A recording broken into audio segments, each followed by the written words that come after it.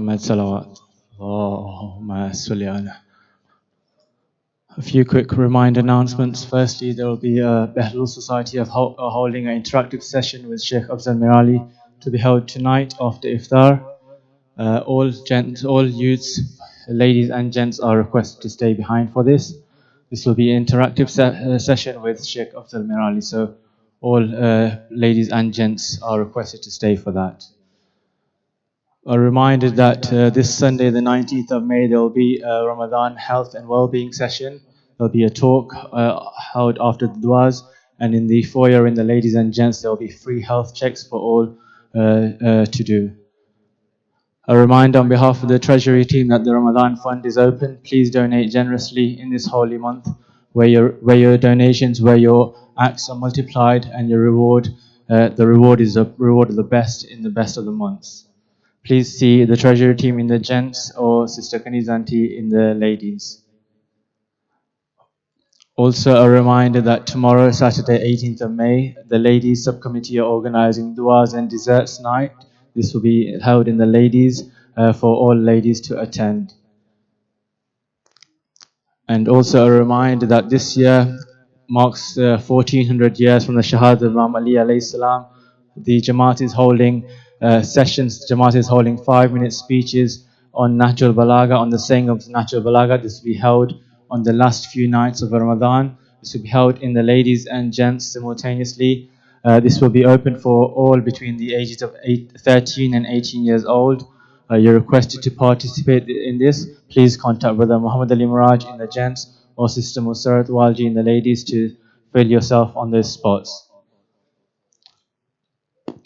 We've been requested to recite 5 times Amma Yujibu for all those that are ill. There is a lady that is ill in Leicester in hospital, and also the son of Sheikh Hilli who is ill. You're requested to recite 5 times Amma Yujibu for all their quick and complete recovery. Bismillahir Rahmanir Rahim. ما يجيب المضطر إذا دعا ويكشف السوء أما يجيب المضطر إذا دعا ويكشف السوء أما يجيب المضطر إذا دعا ويكشف السوء أما يجيب المضطر إذا دعا ويكشف السوء أما يجيب المضطر إذا دعا ويكشف السوء. فاتح شفاء مرضى.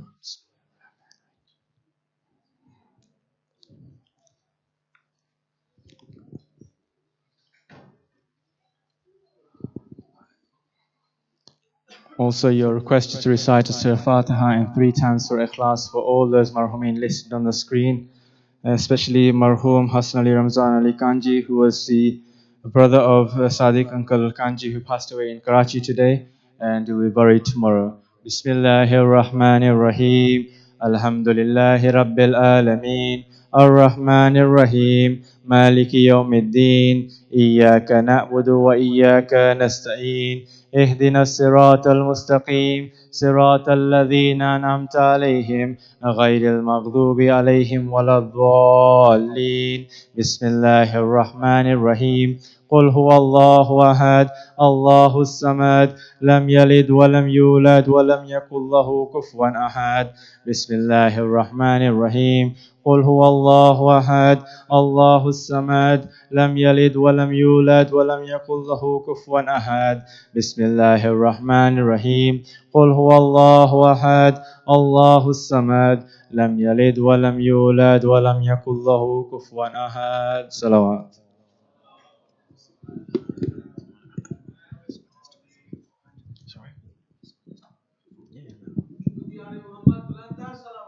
اللهم صل على محمد.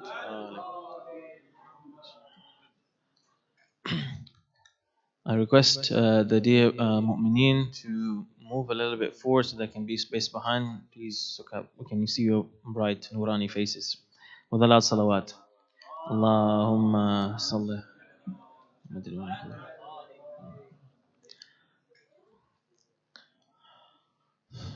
I also request the mu'mineen to log on to Mentimeter so that we can answer the first question. أعوذ بالله من الشيطان الرجيم بسم الله الرحمن الرحيم الحمد لله رب العالمين بارئ الخلائق أجمعين باعث الأنبياء والمرسلين ثم الصلاة وتم التسليم على المبعوث رحمة للعالمين سيدنا ومولانا أبي القاسم المصطفى محمد اللهم صل على محمد وآل محمد وعلى آل بيته الطيبين الطاهرين المعصومين لا سيما بقية الله في الأرضين روحي وأرواح العالمين لتراب مقدمه الفداء أما بعد. Continuing to talk about the descriptions and the characteristics of the helpers and supporters of our 12th Imam, his Ansar, Ajadullah Ta'ala Farajahu Sharif. In this context, as we learn about those matters related to our 12th Imam alayhi salam and his reappearance. So the question comes, when will the call from the sky, the sayha, concerning the dhuhur be heard? Will it be Christmas Eve because people will be shouting a lot? They'll be very, very happy. Okay, so let's just look at the possible answers. Yes.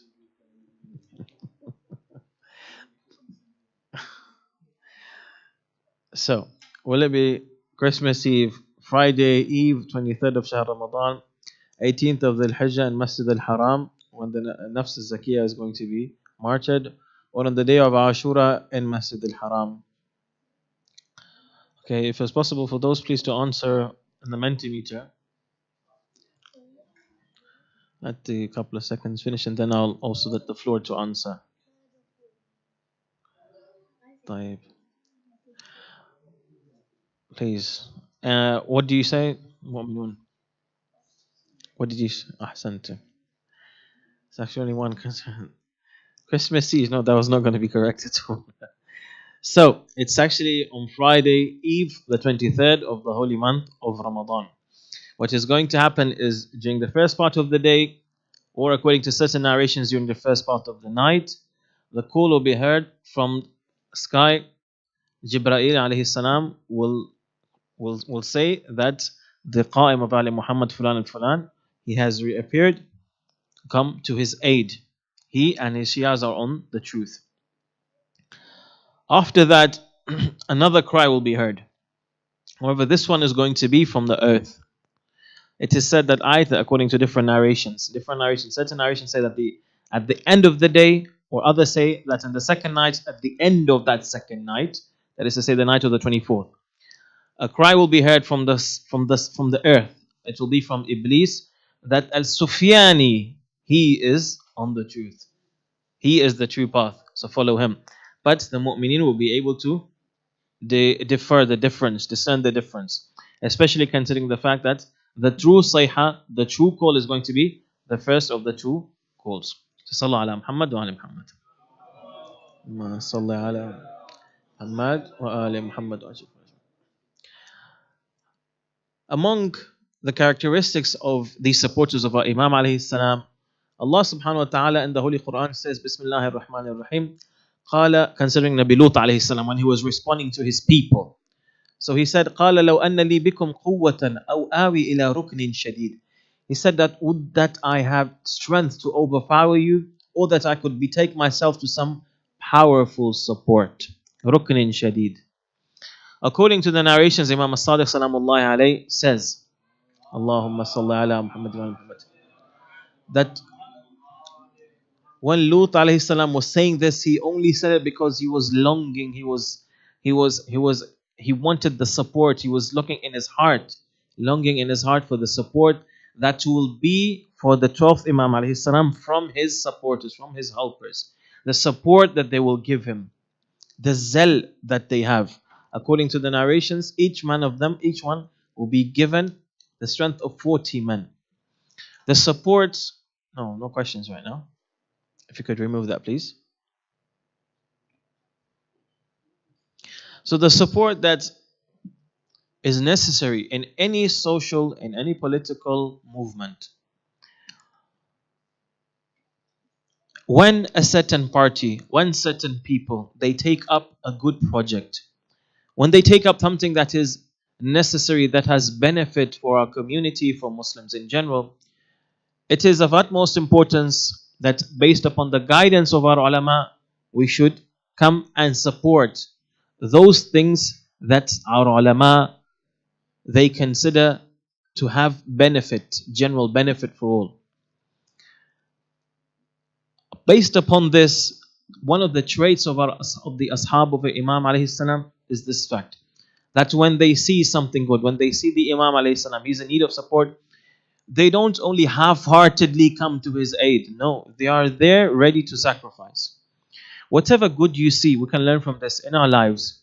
Whatever good project, whatever our community wants to do, or the center that asks for support with regards to a particular activity, the success of any project, the success of any activity that has benefit for all, especially for our children, is based on how much you drive and how much you encourage each other, how much support you want to show. So this is one of the main things. Among them, the characteristics of the fact that they are not taken by doubts. But sometimes me and you may have a normal level of knowledge. Based upon that, when we're faced with certain things, we may think that this is okay, this is normal, we can go through it, this is correct, when in fact it may not be so. So with regards to the ashab and the companions of our Imam alayhi salam, the narrations say that no, these are such people that will not be taken by doubts. In this narration, Imam al-Sadiq alayhi salam was asked by Abu Basir, that he said that may Allah subhanahu wa ta'ala accept me as a sacrifice for you. Will there be any mu'mineen on the earth other than them, yani the supporters of Al-Qa'im alayhi salam? He says yes, but there is a difference between the supporters of Imam alayhi salam, the Ansar of the Imam, and the other mu'mineen. They, the 313 amongst the Imam Al-Qa'im, amongst whom the Imam Al-Qa'im alayhi salam will appear, they are noble, they are judges, Islamic rulers, hakim shar'i, like Maraja, religious authorities, scholars, fuqaha, jurists, mujtahideen. Allah subhanahu wa ta'ala, of course this is a metaphor, will wipe on their stomachs and backs so that they will not be taken by doubts. Allah subhanahu wa ta'ala will cast nur in their hearts so that they cannot be taken by doubts. They are able to discern haqq from batil. Also, they have a very special connection to the Holy Quran, considering, and of course this is something that I had to allude to, because this, the holy month of Ramadan, it is the spring, according to the narrations, the spring of the Holy Quran. The month that we read the Holy Quran, it's not only mustahab to read like a parrot, yani counting business-wise. If I recite a few verses today, it's as if I've recited the Holy Quran, the entire Holy Quran in other months, so I'll recite 10 verses every day. That's the Quran, no? Sawab maligyu, not just reciting and reading. No, it's actually also to ponder over it, also to look at tafasir, to attend certain lectures, or to listen to majalis that explain what the meanings, the true meanings of the Holy Quran are. Just to put it I need to simplify things for you. This world is called Al-Kitab Al-Takwini, the existence. Everything. All of the different planes of existence and all of the different realms, starting from the seventh sky, taking to the earth. And in this earth, we also have the different galaxies, etc., etc. This is all referred to as the book of existence, according to our ulama, Kitab al-Takwin. The Holy Quran is referred to as Al-Kitab al-Tashri'i, the book of legislation. But not only that, it is the book of knowledge which explains the ins and outs of all of this world, all of existence, everything that is not only mumkin as well, that is to say, the possible existence. No, it also explains to us the world of rububiyyah, Allah subhanahu wa ta'ala, what He is, except His essence, because according to our narrations, His essence we cannot understand, we cannot fathom, we are below that. Nobody can understand what the essence is. But Allah subhanahu wa ta'ala has His traits, His attributes. Imam al-Rida salamullahi alayhi was asked, Allahumma salli ala Muhammadin wa Muhammad, by Imran al-Sabi'i, that how is it possible to know Allah subhanahu wa ta'ala? He said, with His attributes and His qualities. So, the Holy Quran has all of this. Now, Quran, according to the narrations, it has levels Yani for instance, me and you, we can pass by this verse that came before. Ila ruknin shadid, the strong support. We want to understand what the meaning of this is. Many of the different verses that I read before, we were referring to the ta'wil, the esoteric, the inner meaning of these verses. Correct? That when we read them, we don't know that this refers to maybe the 12th Imam Majallah Ta'ala Farajahu Sharif. Allahumma salli ala Muhammadin wa ala Muhammad. Muhammad. Or this verse, for example, refers to the supporters of the Imam. Or. We don't know that when we come to the Holy Quran and the people who know the coding of the Holy Quran, Ahlul Bayt Salamullahi alayhim, they are able to explain it. It is not only one level, according to certain narrations, 70, and others even more. So to understand these meanings of the Holy Quran, this we have to refer to the people of knowledge. Now, who are these ashab? These ashab, they have a really strong relation with the Holy Quran. With the revelation, their insight will be cleared reciting the Holy Quran. Even if you want to open your basira, your sixth sense, as it is called. And we, according to our narrations, actually we have 7 senses, not only 6. So the heart itself, according to one of the narrations, it has 2 eyes with which a person can see with his insight and ears with which he can hear. So, with this regard, this insight is opened by reading the Holy Quran constantly. Our ulama say that if it's possible for a person to recite 50 verses of the Holy Quran a day, let them do so. Other narrations say if it's 100 verses, even better for a person to recite. But let the Quran be a part of our lives, not to be on the shelves to gather dust. Yani a decoration for the house of a Muslim. Yani one of the necessities, and like you should have heating and a television, we should also have a Quran. But what is our connection to it? No. That is a big, big mistake. Secondly, the tafsir. Don't only have a Quran. There are certain volumes of Tafsir al-Mizan that have been written in English. Tafsir al-Nur, that's also available. There are other tafsir that's also being worked on. So it is necessary for me and you to read. Look at these tafsir. They have so much content, and truly they're very interesting. The Holy Quran itself, you look at the meanings, it's very interesting. I'll just give you one thing, one advice to keep in your mind. Don't think that when you read the Holy Quran, the stories they pass really quickly, and think that bas to bado jani gyo bana. Nabi Yusuf alayhi salam ne kahani to badi jani gyo ako suro to pari na ko betra na wakat. Bas man bado average. Excuse me. Allah subhanahu wa ta'ala, He uses eloquence and balagha. Sometimes in one particular word, you will have so many meanings that you won't be able to comprehend. These can be understood from the tafasir. Also, they will surround the east and the west. The ashab of our Imam alayhi salam, Allahumma salli ala Muhammad. They will surround the east and the west. Everything will be obedient to them, even wild animals seeking their satisfaction.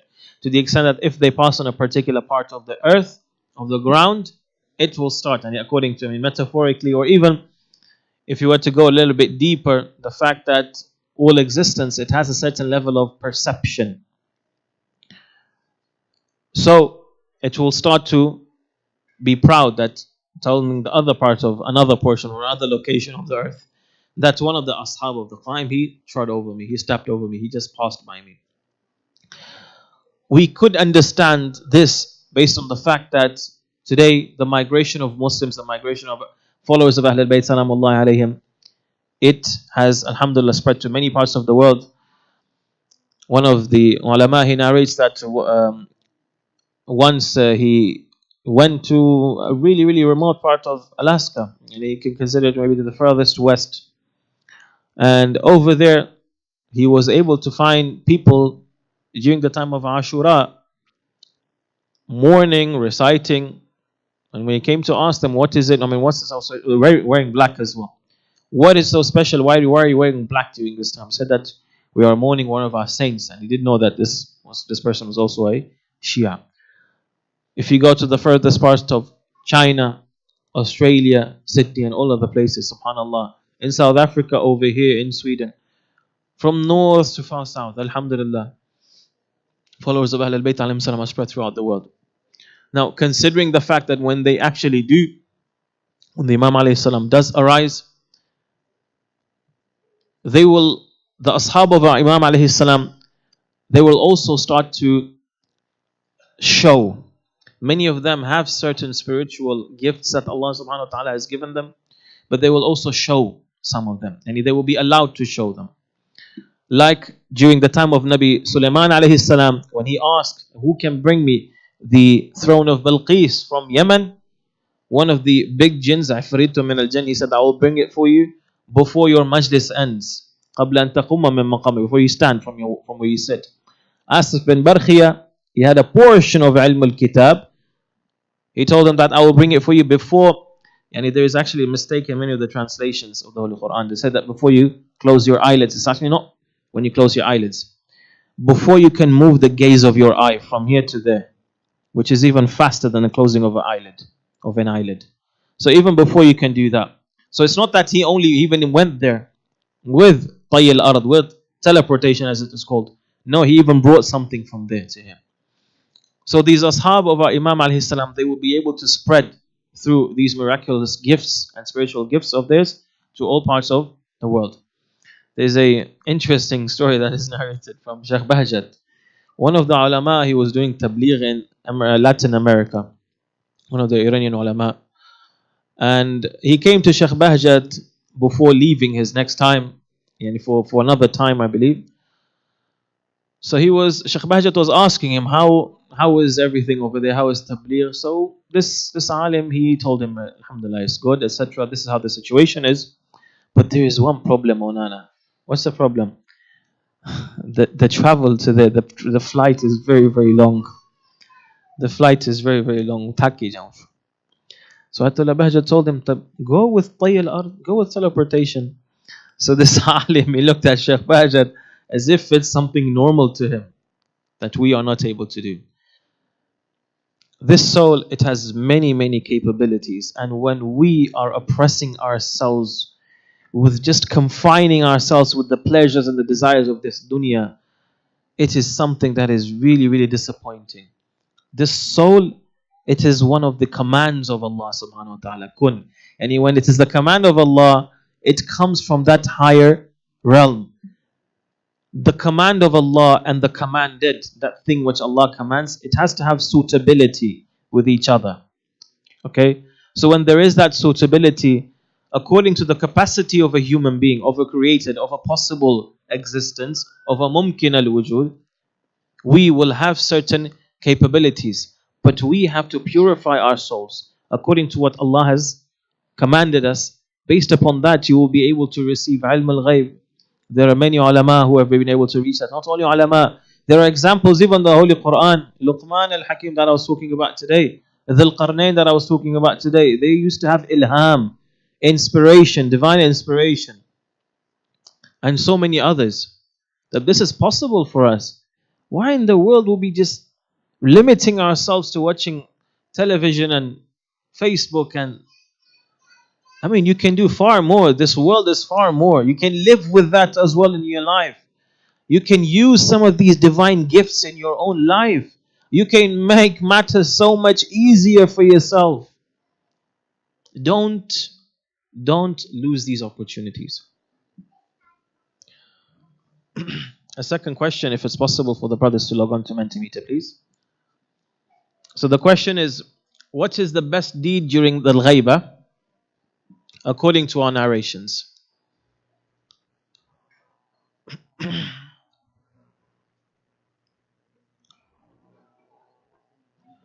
Stop. So what is the best deed during the time of al-ghaibah according to the narrations? Number 1, to wait for deliverance, al-faraj, intidhar al-faraj. Number 2, to recite Salatul Layl, the night prayer. Secondly, to perform ziyarat. Thirdly, to use atr during salat. 1. Only 1? Ahsantum. Correct. 1 is correct. Ahsantum. أفضل أعمال أمتي انتظار الفرج. That is the narration from the Holy Prophet sallallahu alaihi wasallam. in which he says that the best of deeds is for my nation is to wait for al-faraj, the deliverance, the saving, the rescue from Allah subhanahu wa ta'ala. If you can go back to the slides, please.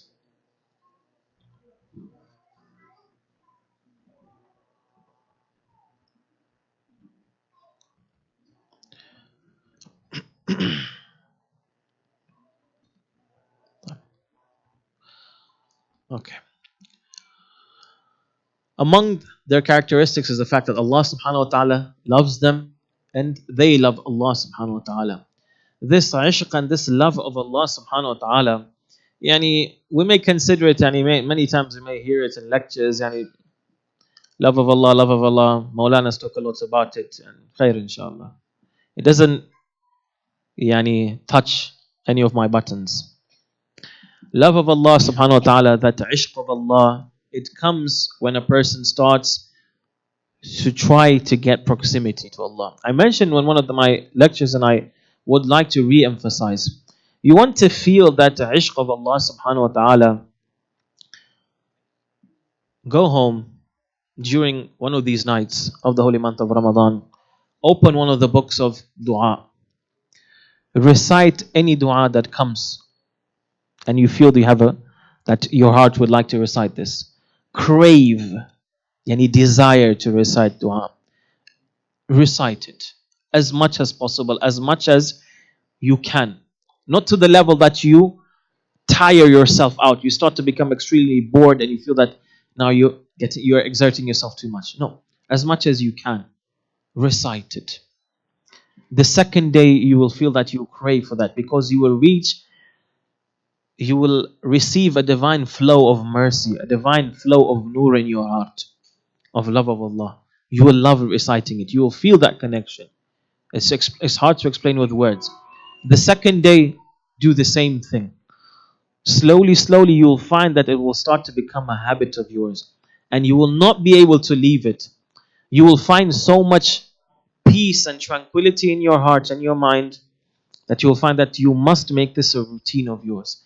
You'll start to feel that there are certain things that I'm doing in my life, it will be better if I spend my time doing other things which have more pleasure of Allah subhanahu wa ta'ala in them.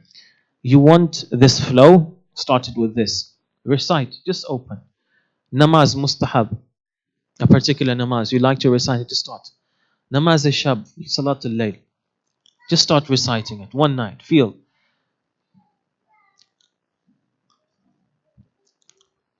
Allah subhanahu wa ta'ala, considering these mu'mineen and these followers of our Imam alayhi salam, He says that Allah loves them and they love Him. Imam Sadiq in the narration says that Allah will guard His companions, the companions of the 12th Imam. Even if all people go, Allah will bring forth these companions. And they are mentioned in the Holy Quran. Again in a verse, Bismillahir Rahmanir Rahim. يا أيها الذين آمنوا من يرتد منكم عن دينه فسوف يأتي الله بقوم يحبهم ويحبونه. Whoever from among you turns back from his religion, Islam, Allah will bring a people whom He will love and they will love Him. So this is again one of the masadiq. One of the important qualities is the fact that these mu'mineen are such that when they change places where they live, their desires will not change. They will not learn certain ill habits and bad habits.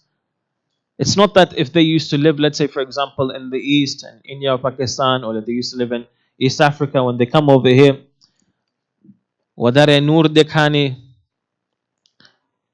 they start to learn certain practices, desires that are not permitted in Islam, and slowly they walk away from religion. And like Umar ibn Sa'd, in the beginning he used to be an ibadi, he used to recite a lot of dua. When the time came and Ubaidullah ibn Ziyad called him and he told him that I promise you that I will give you the governance over Ray, yani southern Tehran. At that time, Quran Niban Kairo, okay, this is Khudafiz from me to you. I don't need you anymore.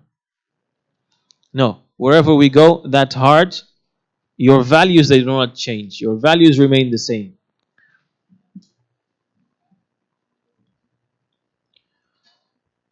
Among them, among the characteristics of the fact that they are iron-willed, Imam al-Baqir alayhi salam says that how will you be when you see your Imam speaking to some of the companions? He was telling them about the 12th Imam alayhi salam.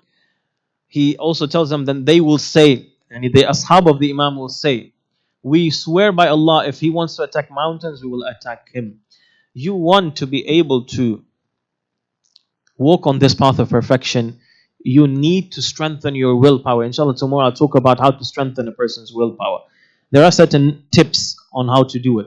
The most important thing is that which you feel that you do not want to do, or you feel that it's too hard for you, force yourself to do it for the first time. The second time, you'll find that it is 50% easier. This is how the nafs is, how Allah subhanahu wa ta'ala has built it. But you need to take that first step. When you take that first step, Allah subhanahu wa ta'ala will slowly start to inspire you. So, the first time, do it. The second time, you'll feel that it's 20%, it's 50% easier. Second time, 25% difficult. Slowly, it will become a habit of yours. When you reach 40, you will start to feel that, no, if I don't do it, that is what will require effort, and that is what is going to be out of my normal state.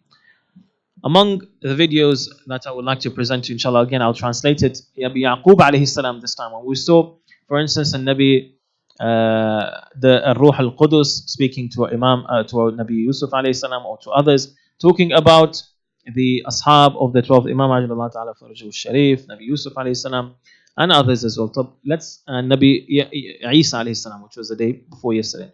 Today we will look at Nabi Yaqub alayhi salam giving glad tidings of the 12th Imam alayhi salam to his children. If you can kindly play the video. Can we play the video, please? Yes. Jazakumullah.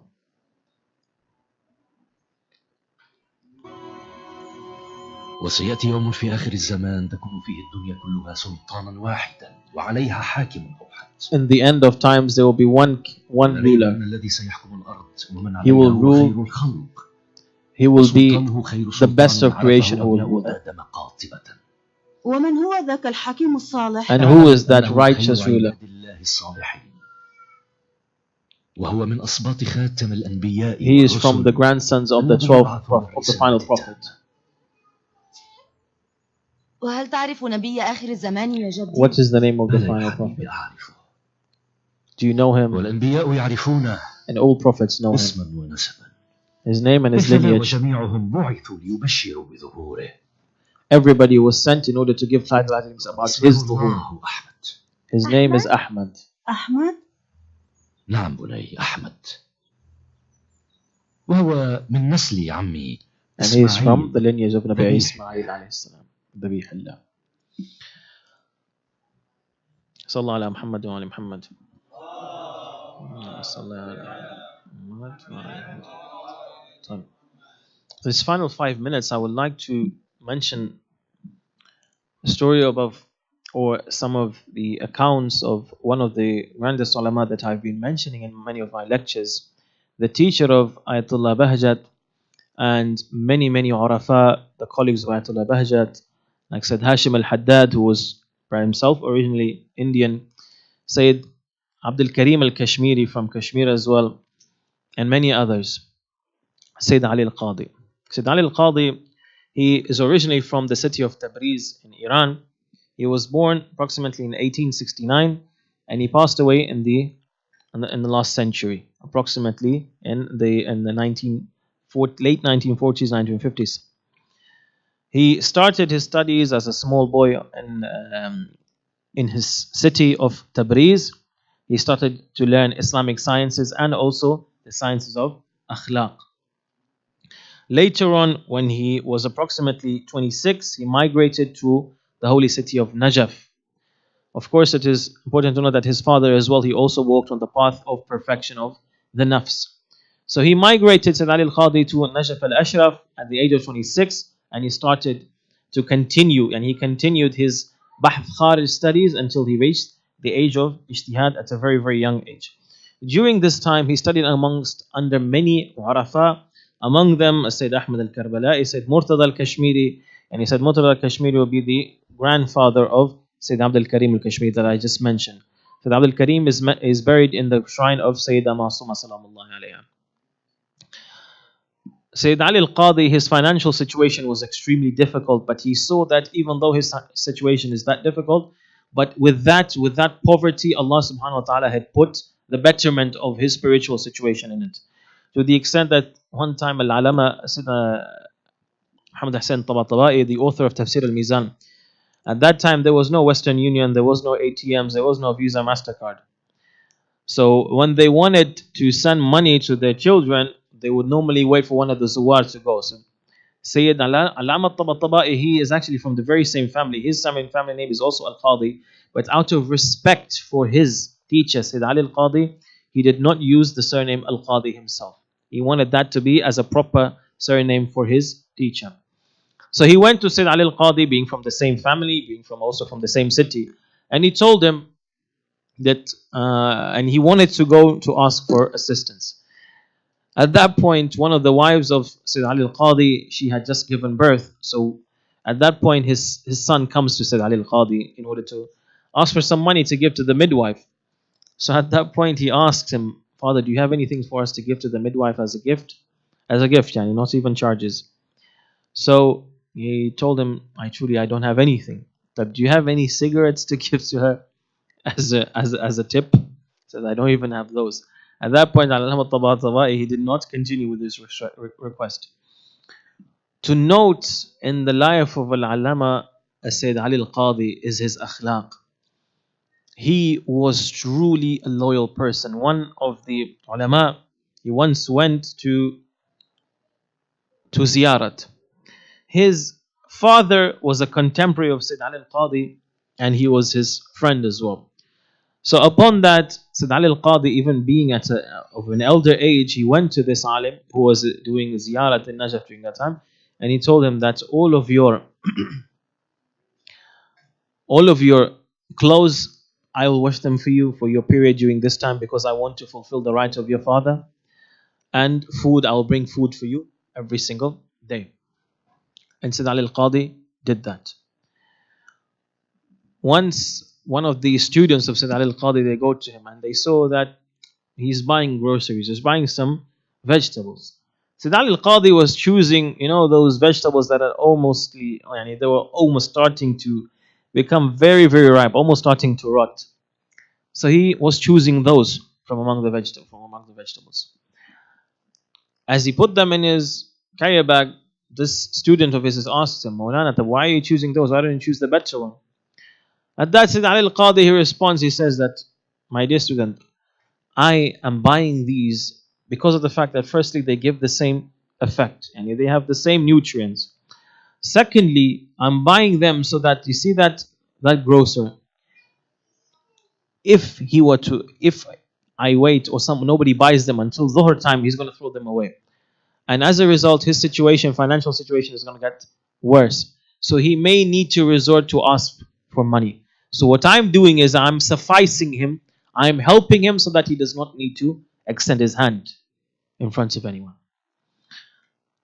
Sayyid Ali Al-Qadi, he reached a really, really high level of spirituality. And he had so many karamat.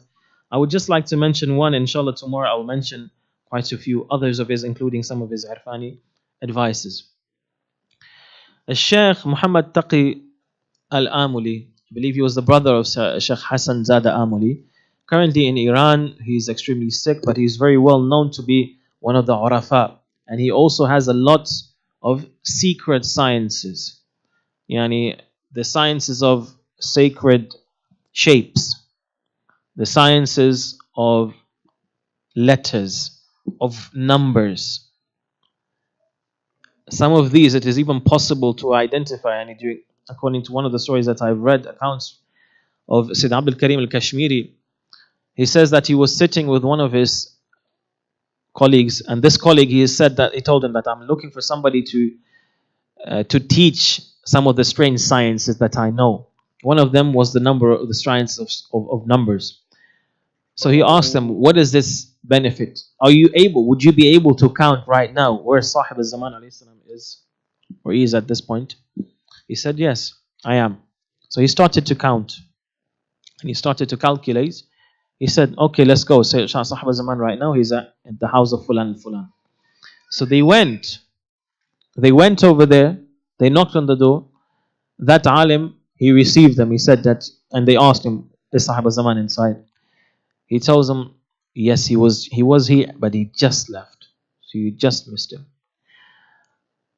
This brother of Sheikh Hassan Zada Amuli, he was a student of Sheikh Sayyid Ali al-Qadi. So he tells him, Maulana, I want an ijaza for istikhara, an ijaza yani. Like asking ijaza for ijtihad, ijaza for adhkar, ijaza for ijaza. I want an ijaza for istikhara, a special istikhara from the 12th Imam alayhi salam. So Sayyid Ali al-Qadi would constantly tell him, Bana, the general permission that the Ahl al-Bayt have given in the narrations for the Shia to perform istikhara in one way, two way, third way, fourth way, this is enough. Yani you don't need a special permission. Why are you so adamant? Why are you so persistent? And then he started to explain that I actually would like to meet our Imam alayhi salam. So he taught him a special amal to do in Masjid al-Sahla, which involved to recite Ayat al-Nur 313 times among other a'mal. And unfortunately this account does not mention those other a'mal. But to continuously go to Masjid al-Sahla for 40 Tuesdays, 40 Tuesday and a Wednesday eves, Tuesday night. He continued. One of the day, as he was about to finish that amal of his, all of a sudden he sees that someone is patting on his shoulder from behind. Be ready, get ready to meet the Imam alayhi salam. Ista'ad lit-tasharruf.